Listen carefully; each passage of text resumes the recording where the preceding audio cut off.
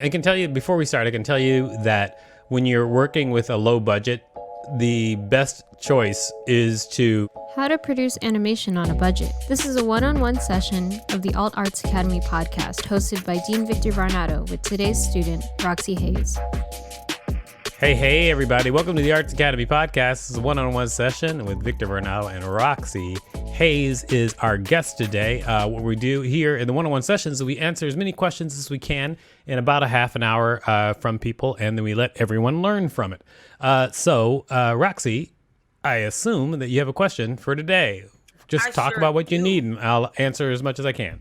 Okay, so I am working on a project for this anime studio, and I wanted to do a music video for the thing that I'm giving to them, like the content I'm creating. But I wanted to find a way to do some sort of animation for as cheap as possible.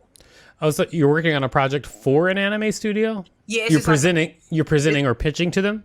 No, it's just like some content it's actually for like a virtual con that they're doing. And they wanted like some sketches and stuff like that. So I wanted to do a music video because I'm already working on a mixtape. So, you know. Okay, yeah. Double up. I'm always a fan of that. Double up. That from you. So, like, I'm already working on like an anime mixtape. So this is a perfect opportunity to use my mixtape as part of the project. So nice. I'm creating actually 2 songs for the content that I'm creating for them, but I wanted to do a music video and have like some anime elements in the music video. So I'm trying to see a way to get that done for as cheaply as possible. Got it. And then, well, I can tell you before we start, I can tell you that when you're working with a low budget, the best choice is to look at your budget, figure out what you can do, and then do something artistically that makes the low budget look like you did it on purpose. Mm-hmm. So that's like the main, like, for instance, I mean, this is not necessarily your answer, but like if you were trying to do like a low budget animation and you had a video premise that made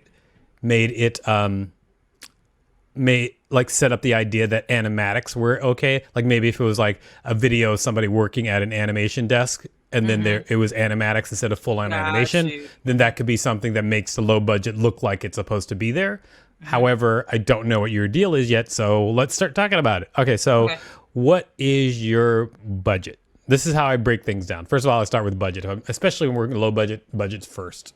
Okay, so my budget could be anywhere from $300 to $500. I could do a little bit more, but I'm trying to keep it in that range. Okay, so what do you want your budget to be? $300. $300. Okay, $300. And then how much animation are you looking at right now? About 45 seconds. 45 seconds of animation. Mm-hmm. And okay, so that's a lot. I mean, especially for $300, that's a lot.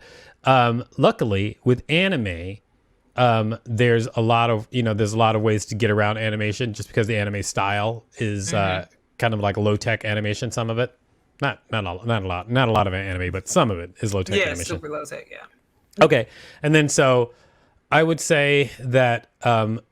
First I would look at the story you're trying to tell. So what is the story? Do you know the story of what the animation has to show? Cooking. It doesn't even have to be like full cooking. I kind of want like me cooking or just standing by food. So it doesn't even have some of it could just be stills too. Like it doesn't have to be full animation, if that makes sense. So it's kind of like me cooking and then like me coming in and out of anime world essentially. Okay. Well, so is it like you cooking in anime style? So like kind of like, I've seen some of the anime cooking shows where they do like sort of like the same tropes they do in fight scenes, but they do it with cooking. Mm-hmm. So like me throwing up the food in the air, stuff like that. Okay. Well, without knowing completely what you're doing, I would say number one, download an anime effects pack from one of the places that gives you one of the places where you can buy like After Effects templates or pre-made backgrounds or stock footage.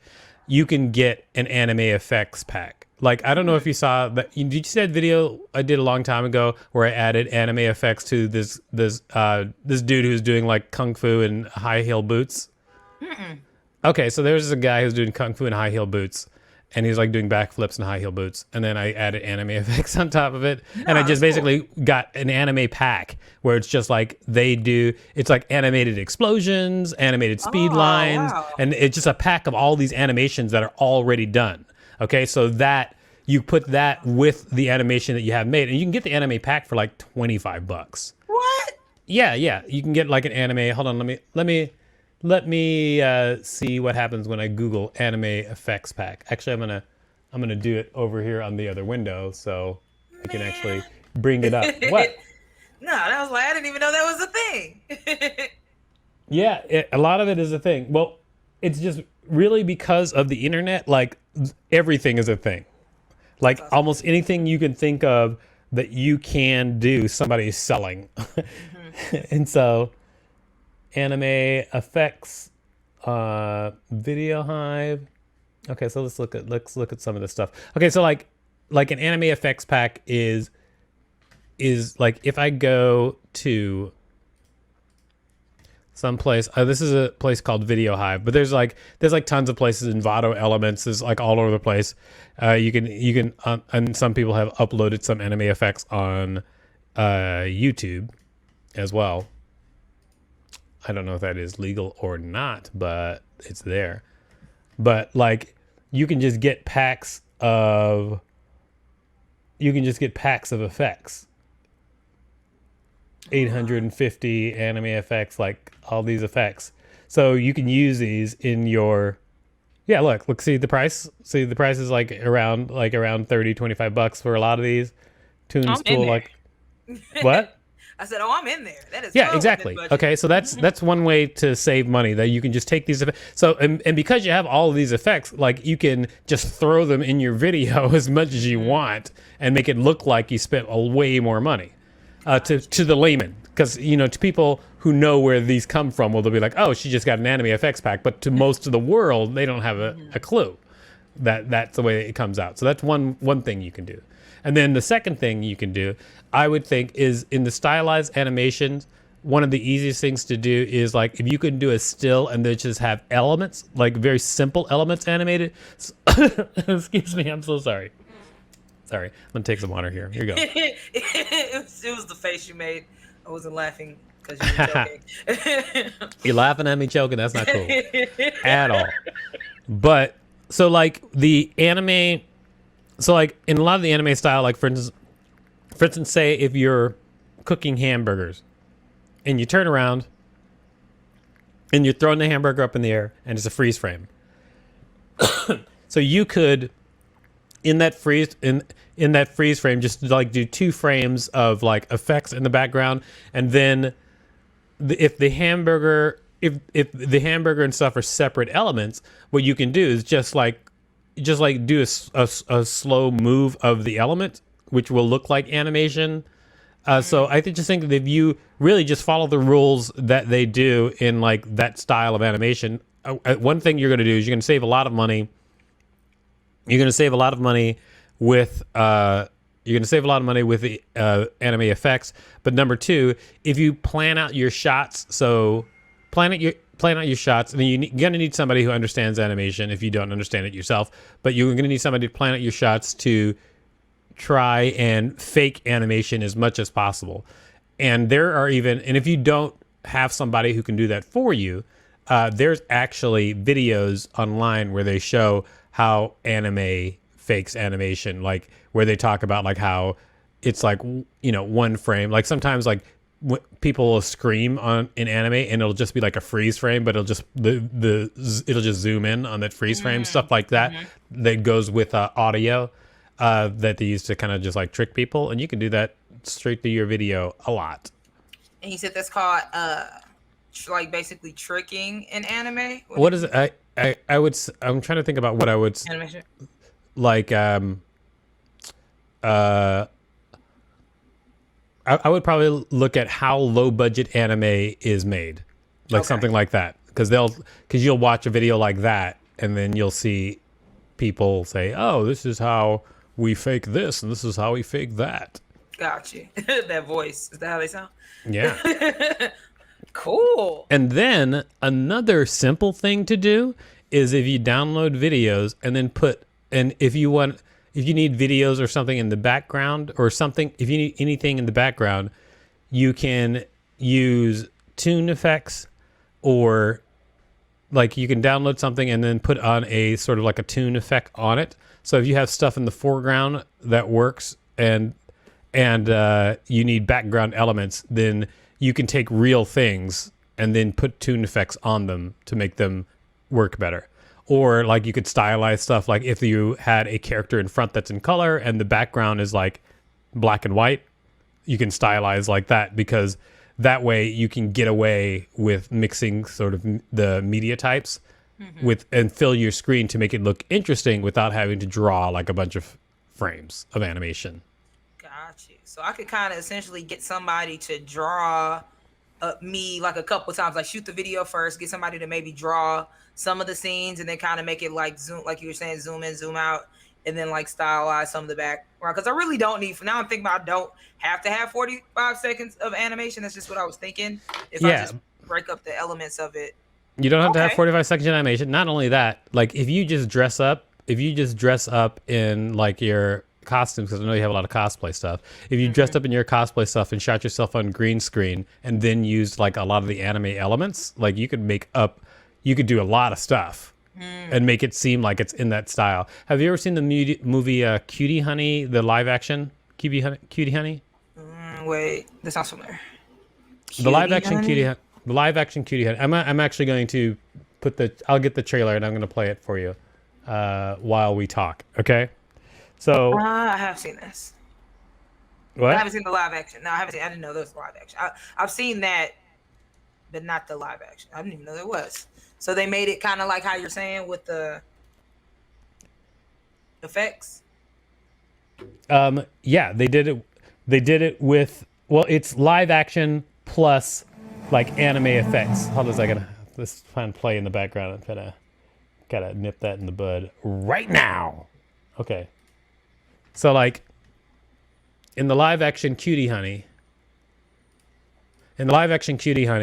they do like a lot of just anime style with real people in front and anime in the background. And since you're buying those effects and see like that, exactly. It's so like just zooming in and out in the it's like she's in the front on a green screen and they just do like a anime thing in the background. I mean, obviously you can't go as far as this trailer goes, but like a lot of the stuff in it, you can do there's like shots here and there that you could do pretty easily, I'm sure. Like the one where she was like doing her transformation and the background was all cartoon, like you could do that pretty easily. They do like gun flashes and hits from anime on top of it. Like they did a lot of stuff. This movie's actually crazy. You should watch it. Well, now I have to now. Yeah, exactly. Yeah, you should. You have to. So like her live action and like animated sky in the background, stuff like that. Like you could totally do all of this, a lot of it. I was kind of like Kung Fu Hustle. Yeah, kind of like. I didn't even think about like that. Yeah. Yeah, exactly. There's just like a lot of different ways where you can like, even though you're cutting corners budget wise, you can still make stuff look really, really good. Mm-hmm. Cool. Yeah, totally cool. You could do that. Yeah, I'm like, these are just effects on top. Yeah. Yeah, just effects on top of like that's crazy. Yeah, I'm not doing that. That's gonna take some time, but yeah, but there's a lot of like, you can definitely get ideas from a movie like this. In fact, I would, if you watch this movie, I'm sure you get like a ton of ideas. Yeah, I like it too. I just like how it looks. Yeah, exactly. It was one of my favorite things. It predates Scott Pilgrim. I love Scott Pilgrim. I didn't even think about that. And I watch all of those movies. Yeah. So yeah, you should watch all of those movies and then see how you can steal from them really easy. The making of Scott Pilgrim is great to watch because they talk about like how they incorporated animation on top. How they incorporate animation on top of the live action footage. So you may not even need to, like, if you want to really hit that style, like if you can do way more than 45 seconds of animation or 45 seconds of anime style in your video. If you use like yourself green screen, these like an anime effects pack, like you could get away with a lot. Yeah. a ton, I would say. I'm excited now. Oh yeah.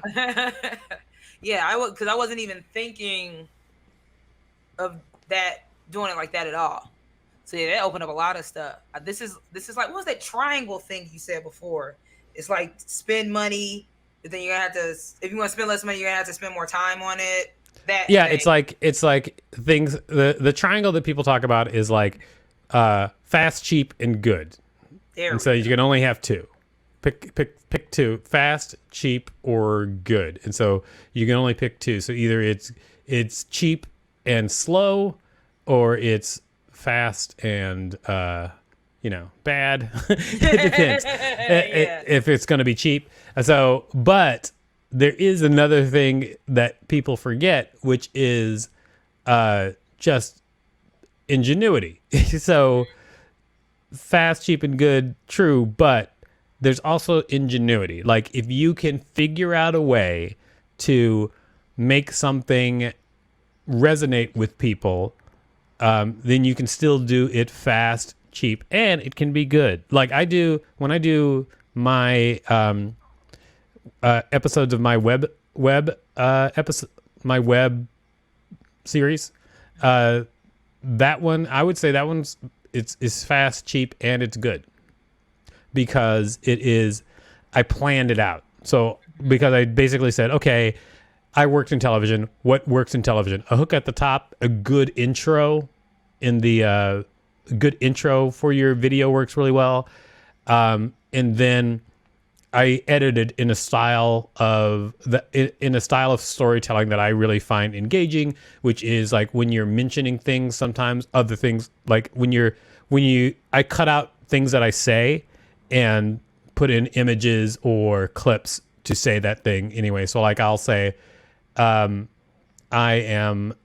work with a show called NYC Talent Show, but when I say NYC Talent Show, I'll cut in like maybe of the logo from NYC Talent Show and a jingle saying NYC Talent Show rather than using my voice. And so, but making plans like that ahead of time makes it easy for me to make that web series.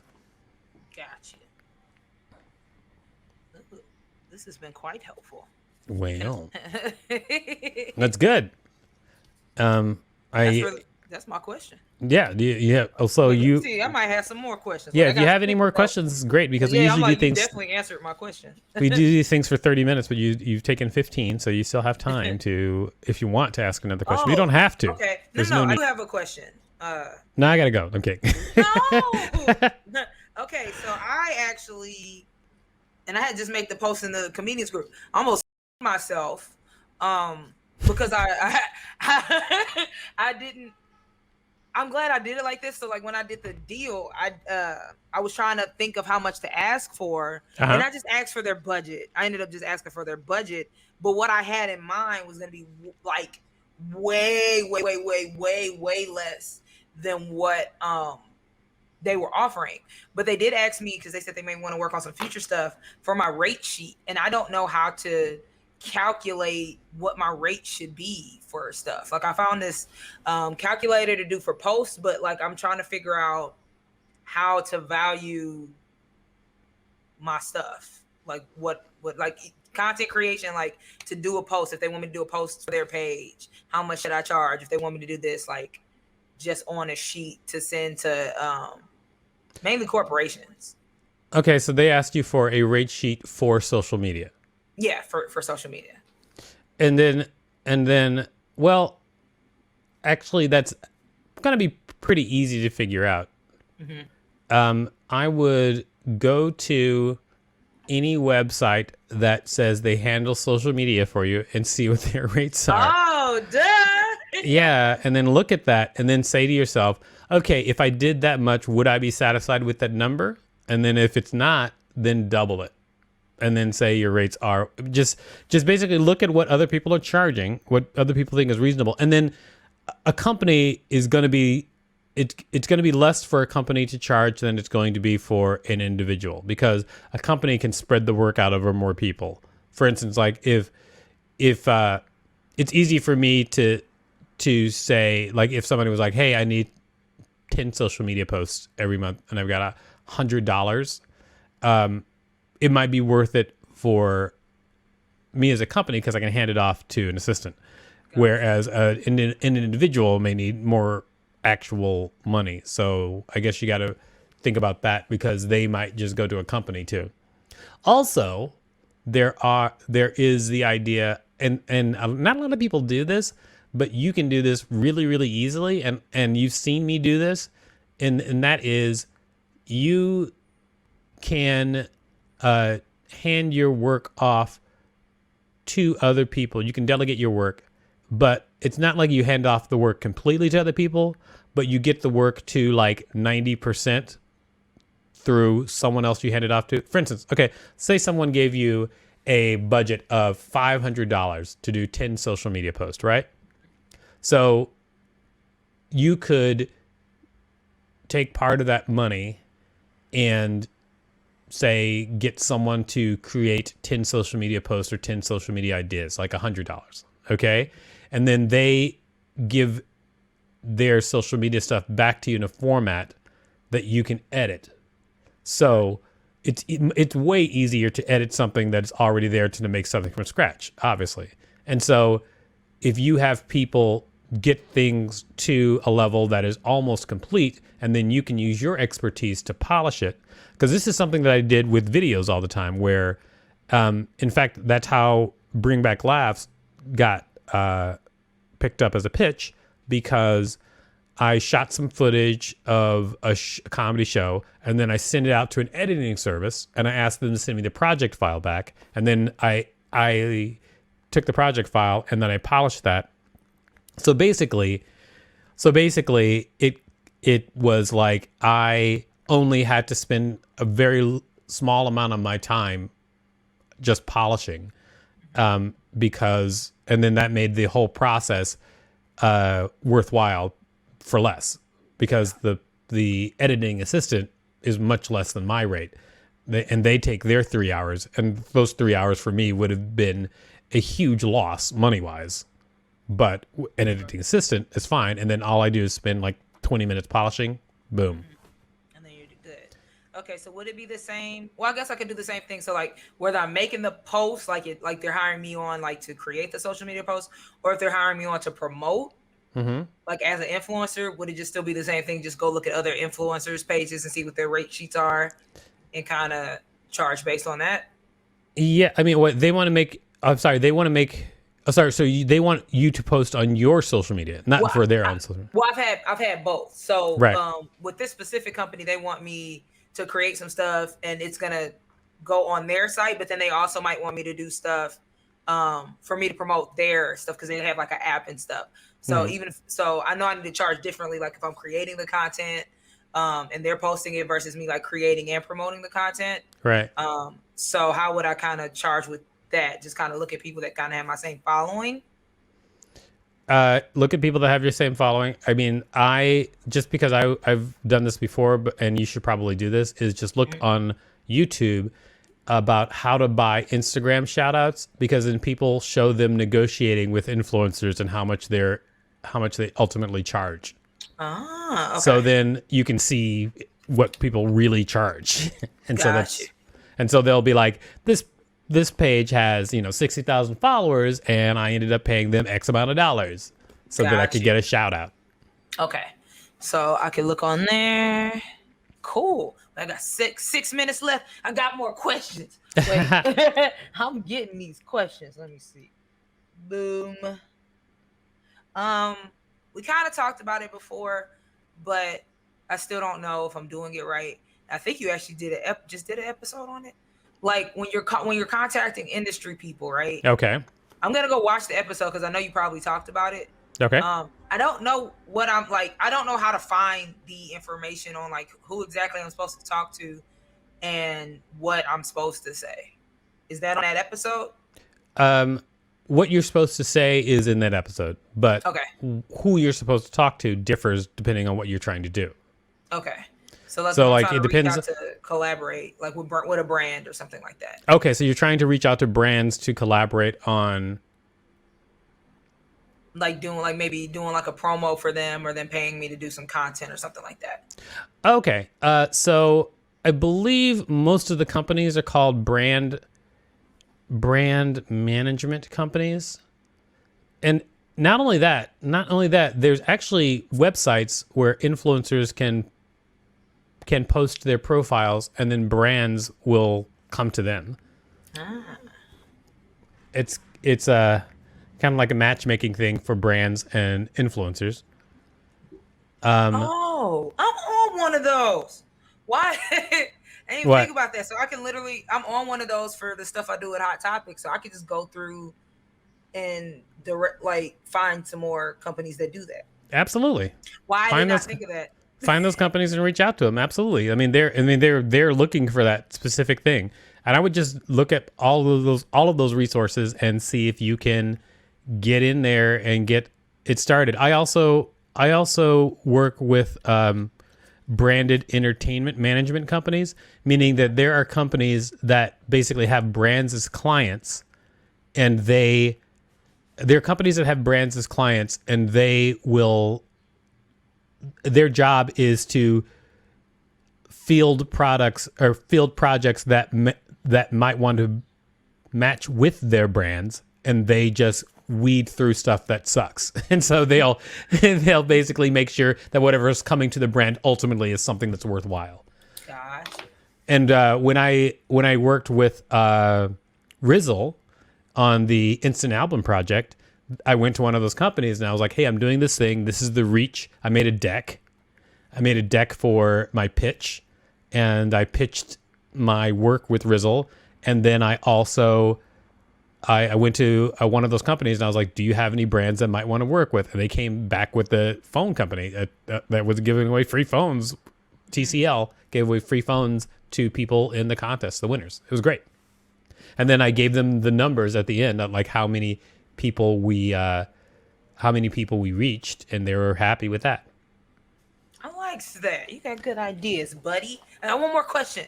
How much time? I got 3 minutes. Okay, so boom.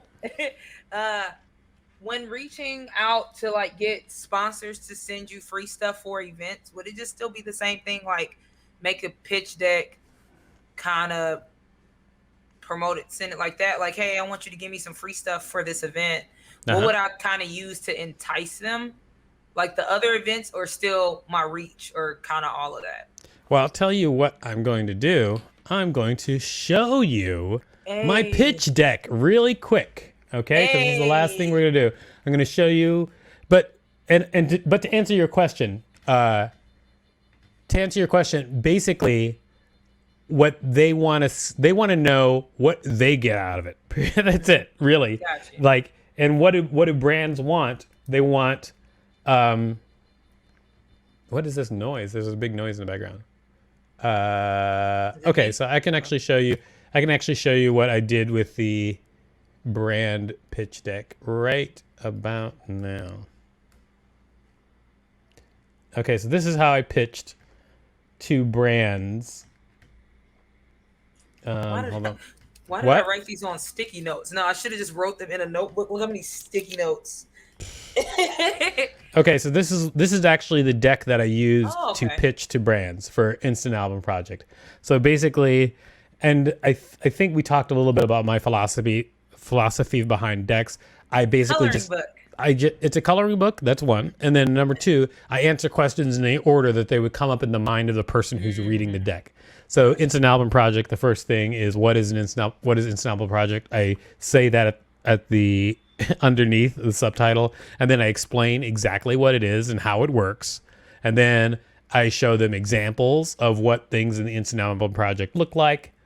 And then these videos. And then I show them who's involved and why it's important.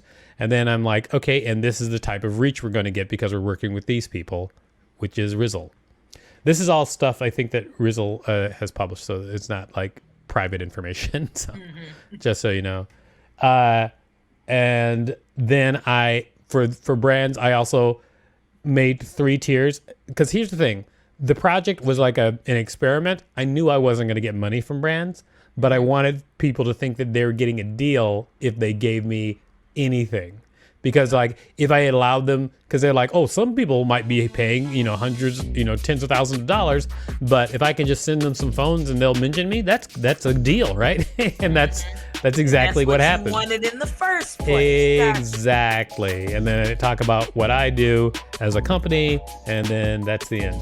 So that is what a pitch, but really what the pitch deck is doing is saying, like, you're a brand, you're going to reach this, these kinds of people. These are the numbers that we're capable of. You're going to get this type of exposure. So that's what the brands want to know. They want to know, like, what the, who is going to enjoy it and how many people they could potentially reach. Other than that. Hey. Yeah. I have learned a lot. And they also want to know. You, they also want to know what their placement is. So like they'll want to know, like, if you're like, you'll be in every gift bag, or you'll be a poster on the wall, or we'll all be wearing your T-shirts. And I do stuff like that even with my my wife Leslie. She's doing a pop-up shop, and I helped her. I helped her start up a deal with Urban Outfitters clothing rental brand Newly. And one of the things that I had her do was put a sign up in her, because they gave her staff free clothes, cool. Clothing rental. And then I said, put a sign up that said we're wearing Newly. And so she put that up in her pop-up shop. And then when they came to check and they saw the sign, they were like, yeah, they loved it because it was just straight up advertising recognition for them. It was great. Exactly. That's cool. Oh, we're done. I got 6 more questions. No, I'm going to hit that button. But it's been great having you, and nice to see you as always, because you are a treasure. I really do appreciate your help, and I have learned. I just want to put this for the audience. If you listen to this man, you can get a lot of stuff accomplished. I will say, in the past year, since I started doing the stuff that you told me to do, my stuff has completely grown. I've gotten a lot of deals. I've gotten to work with a whole lot of brands because I started incorporating some of the stuff that you said. I ain't just trying to bend your meat like that. This is no cap. But you're not trying to bend my meat? Is that what you said? I ain't trying to be on your meat. I'm trying not to. Oh, be on my meat. Yeah, people like, oh, you over here. Oh, I get it. Riding. Yeah, I'm not keyword riding. Fellatio. Yeah, no, not fellatio. No, but no, it really is beneficial information.